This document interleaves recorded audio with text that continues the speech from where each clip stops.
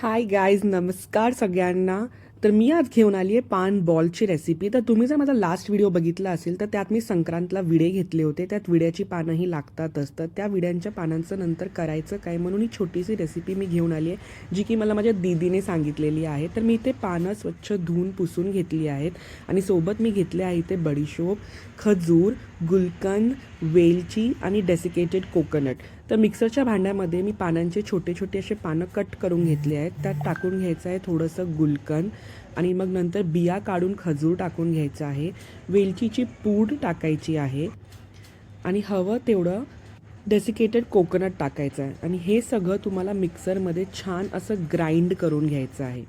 एकदा की हे सगळं व्यवस्थित ग्राइंड झालं की तुम्ही एका बाउलमध्ये काढून घ्या.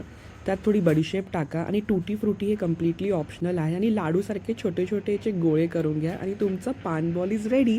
हे खूपच टेस्टी लागतं, अगदी मिठा पान लागतं ना, सेम तसंच. नक्की ट्राय करून बघा. Thank you so much for watching.